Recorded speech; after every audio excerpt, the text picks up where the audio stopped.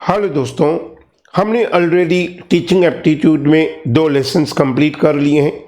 आज हमारा lesson number 3 है, that is objectives of teaching. देखिए दोस्तों, जब हम कोई भी काम करते हैं उसका कोई ना कोई ऑब्जेक्टिव्स होता है, कोई ना कोई तो एम होगा। जैसे हम रिसर्च कर रहे हैं तो उसका एम क्या है? हम कोई भी रिसर्च करेंगे तो उसका एम है सोसाइटी को फायदा पहुंचाना। जैसे मान लीजिए जिन्होंने भी मोबाइल फ़ोन बनाया, अगर उन्होंने आम जनता तक वो मोबाइल फ़ोन नहीं पहुंचाया होता तो शायद हमारे हाथ में मोबाइल फ़ोन नहीं होता। सेम टू सेम, चाहे हम व्हीकल की बात करें या किसी भी चीज़ की बात करें, तो हर एक रिसर्च का कोई ना कोई एम होता है। सेम टू सेम टीचिंग का भी एम होगा। टीचिंग का सिंपल एम है कि बच्चों तक पूरा का पूरा नॉलेज पहुंचे और बच्चे उस टीचिंग का बहुत बढ़िया सा एडवांटेज ले लें।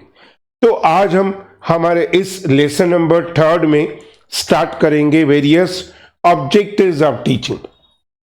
ऑब्जेक्टिव्स को बहुत अच्छी तरह से ब्लूम्स टेक्सोनॉमी में एक्सप्लेन किया गया है और बहुत सारे अलग अलग वीडियोस भी अवेलेबल है ब्लूम्स टेक्सोनॉमी के ऊपर कि क्या है ब्लूम्स टेक्सोनॉमी, कभी बनाया गया। और अभी अगर हम एनईपी की बात करेंगे तो एनईपी में तो ब्लूम्स टेक्सोनॉमी का बहुत बड़ा रोल है।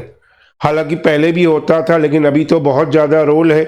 तो आपको समझना चाहिए कि ब्लूम्स टेक्सोनॉमी है क्या, ब्लूम कौन थे, यूं ये जो पर्टिकुलर टेक्सोनॉमी है ये क्यों दिया गया, क्या इसमें अलग अलग नाउन दिए गए, नाउन में से क्या वर्ब चेंज किया गया।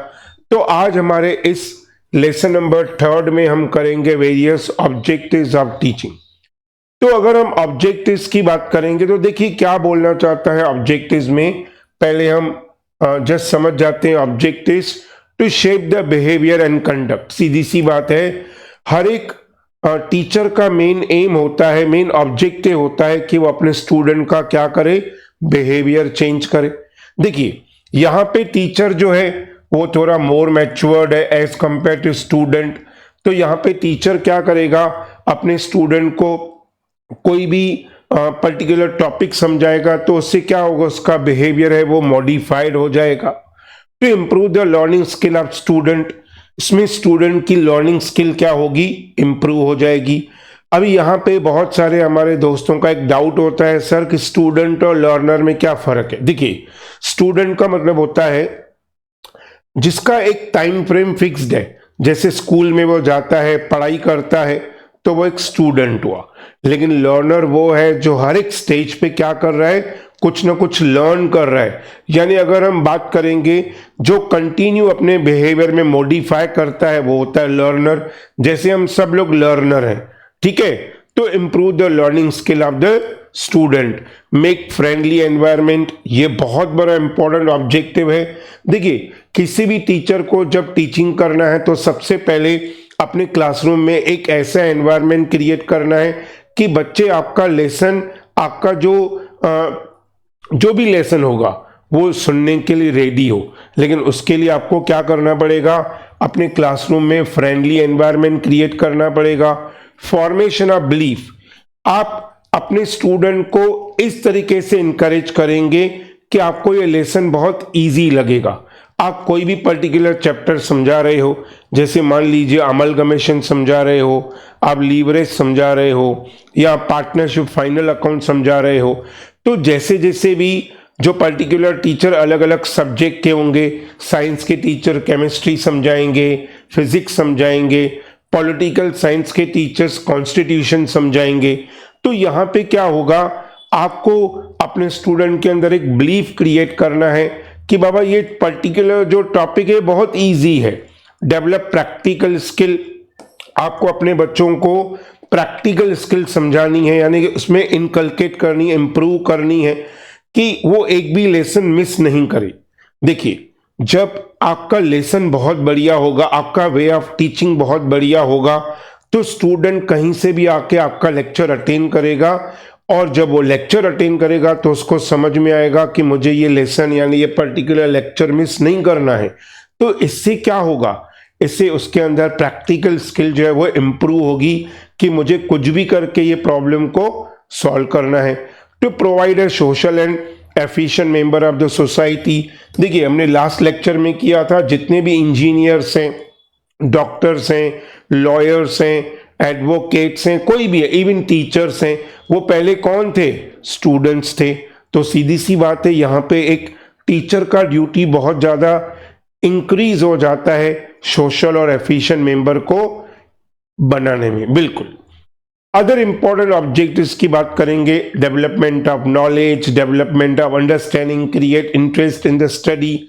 डेवलपमेंट ऑफ नॉलेज, सीधी सी बात है, जब आप बच्चों को पढ़ाएंगे तो बच्चों का नॉलेज क्या होता जाएगा? इंक्रीज होता जाएगा, इसमें कोई डाउट नहीं है। देखिए जितनी ज्यादा रीडिंग होगी उतना ज्यादा नॉलेज क्या होता जाएगा? बढ़ता जाएगा, इसमें कोई डाउट नहीं है। डेवलपमेंट ऑफ अंडरस्टैंडिंग, बच्चे का जो अंडरस्टैंडिंग है वो क्या होता जाएगा? इंक्रीज होता जाएगा। Student will understand the various concepts, जो भी आप कंसेप्ट समझाना चाहते हो वो क्या होता जाएगा? इंक्रीज होता जाएगा। Identify relationship between cause and effect, ये इसका कारण क्या और इसका इफेक्ट क्या निकलेगा, लेकिन ये बच्चा तभी समझ पाएगा जब आप जो आपका ऑब्जेक्टिव ऑफ टीचिंग है उसको अच्छी तरह से प्रूव करोगे कि भाई आप जब ये सीखोगे तो आपके अंदर ये पर्टिकुलर पोजीशन, ये पर्टिकुलर चीज, ये पर्टिकुलर कोई भी, जैसे मान लीजिए उनको तर्क करने की शक्ति मिल जाएगी। To create interest in the study, अगर आपने अच्छी तरह से कोई भी टॉपिक समझाया तो उसमें क्या होगा? बच्चे का इंटरेस्ट क्या होगा? इंक्रीज हो जाएगा। बरोबर है, बिल्कुल। डेवलपमेंट ऑफ एटीट्यूड, बच्चों का एटीट्यूड क्या हो जाएगा? चेंज हो जाएगा। Know about the religion and faith, show respect towards other people's way of life and ideas. हर एक जो यहाँ पे जितने भी हमारे देश में, पूरी दुनिया में जितने भी लोग हैं, हर एक का अपना अपना आइडियोलॉजी है, तो आप किसी को नकार नहीं सकते। ये आपको इनकलकेट करना है अपने स्टूडेंट के अंदर, क्योंकि हर एक के सोचने समझने का तरीका क्या होता है? अलग होता है।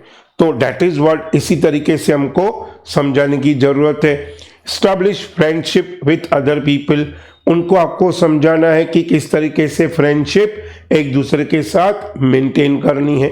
ठीक है, चलिए अभी हम हमारे मेन ऑब्जेक्टिव्स के ऊपर आते हैं, दैट इज ब्लूम्स टेक्सोनॉमी। देखिए अगर मैं ब्लूम्स टेक्सोनॉमी की बात करूं तो 1956 में बेंजामिन ब्लूम थे जिन्होंने इस टेक्सोनॉमी को पूरा का पूरा समझाया। उन्होंने एक पिरामिड बनाया जिसमें अलग अलग नाउन दिए, बिगिनिंग से knowledge, then comprehension, then application, analysis, synthesis, evaluation. ठीक है, इन्होंने अलग अलग नाउन दिए। लेकिन अगर हम बात करेंगे 1956 और बाद में बहुत सारी चेंजेस होने लगी। आज आप देखते हो हर दूसरे तीसरे दिन में क्या हो रहा है? नई नई बातें, नई नई आइडियाज हम सीख रहे हैं, तो चेंजेस होते ही जा रही हैं। तो तभी क्या हुआ, 2001 में उनके एक स्टूडेंट हुआ करते थे एंडरसन ने क्या बोला कि अभी हमको जो है नाउन से वर्ब में है जो टेक्सोनॉमी है उसको लाना है। तो उन्होंने क्या किया, उन्होंने आईएनजी, वर्ब में आईएनजी ऐड कर दिया, जैसे remembering, understanding, applying, analysing, evaluating, creating. तो इन्होंने क्या कर दिया, देखिए अभी जो ब्लूम्स टेक्सोनॉमी है उनका मेन ऑब्जेक्टिव क्या है कि जब बच्चा पढ़ रहा है तो उनको याद करना चाहिए, that is remembering, then he will understand, then he will apply in that whatever he is actually learning he has to apply in his personal life. Analyzing का मतलब है मैं क्यों सीख रहा हूं, अगर मैं सीख रहा हूं तो उससे क्या फायदा होगा। Evaluating, और वो क्या करेगा, evaluate करेगा जो भी मैंने सीखा है उसका क्या इम्पैक्ट होगा। और क्रिएटिंग, जैसे एक हम लोग एग्जाम्पल लेते हैं किसी पर्टिकुलर सब्जेक्ट को लेके, और ये सब ऑब्जेक्टिव्स हम उसमें देखते हैं कि फिट बैठ रहे हैं या नहीं। देखिए जैसे इंडियन नॉलेज सिस्टम, अभी हमको पता है कि न्यू एजुकेशन पॉलिसी में जो है इंडियन नॉलेज सिस्टम जो है वो आ चुका है। तो अभी पहले इंडियन नॉलेज सिस्टम क्या है, तो उसके अंदर वो रिमेंबरिंग करेगा कि एंशिएंट पीरियड में किस तरीके से लोग हुआ करते थे, वेदा क्या है यानी वेद्स क्या है, अलग अलग प्रकार के वेद कौन से हैं वो रिमेंबर करेगा। जैसे ऋग्वेद, अथर्ववेद, यजुर्वेद, सामवेद, वो पहले रिमेंबर करेगा, फिर उनको समझने की कोशिश करेगा कि ये वेद क्या है, ठीक है, उनको समझने की कोशिश करेगा, that is understanding, then applying, क्या वेदों का इंपैक्ट हमारी लाइफ के ऊपर है, वो अप्लाई करेगा, देन एनालाइज करेगा, वो एनालाइज यानी इंटरप्रिटेशन करेगा कि वेदों का अल्टीमेटली जो है वो क्या कहना चाहते हैं वो, देन एवेल्युएट करेगा, उनको पूरा अच्छी तरह से एवेल्युएट करेगा जो भी उसने पढ़ा होगा, और उसके बाद वो क्रिएट करेगा। कैसे क्रिएट करेगा, मान लीजिए आप एक टीचर हो और आप इंडियन नॉलेज सिस्टम सिखा रहे हो, तो लास्ट में आप क्या करोगे, एक सपोज आपने सेमिनार रखा या एक कॉन्फ्रेंस रखा या एक मान लीजिए आपने एग्जीबिशन रखा, जिसमें बच्चों को आपने जो भी बिगिनिंग से समझाया होगा वेदों के बारे में या इंडियन नॉलेज सिस्टम के बारे में या किसी और चीज के बारे में या टेम्पल के बारे में, टेम्पल आर्किटेक्चर के बारे में या इंडियन पेंटिंग्स के बारे में, तो बच्चा क्या करेगा, बाद में उन पोस्टर्स के थ्रू, वो आप जो एग्जीबिशन लगा रहे हो वो एग्जीबिशन के थ्रू अपनी जो समझ है, जो भी उसने समझा है वो लोगों को समझाएगा, यानी एग्जीबिशन में जो भी विजिट करेंगे वो उनको समझाएगा। उन्होंने क्या किया है, क्रिएट किया है 2D model, 3D model create किया, लेकिन ये कब हुआ, जब पहले उसने रिमेंबरिंग किया, अंडरस्टैंडिंग किया, अप्लाइंग किया, एनालाइज किया, एवेल्युएट किया, क्रिएट किया। ये तो एक छोटा सा एग्जाम्पल था इंडियन नॉलेज सिस्टम का। यहां पे आप कोई भी पर्टिकुलर सब्जेक्ट को लेके क्या कर सकते हो, समझा सकते हो, यही तो ऑब्जेक्टिव्स हैं। ऑब्जेक्टिव क्या है, इससे क्या होगा, बच्चे का नॉलेज बढ़ेगा, बच्चे को फ्रेंडली एनवायरनमेंट समझ में आएगा और बच्चा क्या करेगा, बच्चा अपनी लाइफ में रिमेंबरिंग से लेके क्रिएटिविटी को इंप्रूव करेगा कि मुझे किस तरीके से जो भी मैंने समझा है उसको कैसे मुझे अपनी पर्सनल लाइफ में अप्लाई करना है। सो these are the various objectives of the teaching। Teaching के ये ऑब्जेक्टिव्स थे, यानी जब कोई भी टीचर पढ़ा रहा है तो उसका मेन ऑब्जेक्ट क्या है कि मैं जो भी पढ़ा रहा हूं वो बच्चे को बहुत अच्छी तरह से समझ में आए और वो अपनी पर्सनल लाइफ में उसको क्या करे, इंप्लीमेंट करे। That is what we can say objectives of the teaching. देखिए एक छोटा सा एग्जाम्पल लेते हैं जैसे सपोज अगर हम बात करेंगे लॉ के पॉइंट ऑफ व्यू से, लॉ में बोला गया है सेपरेशन ऑफ पावर्स।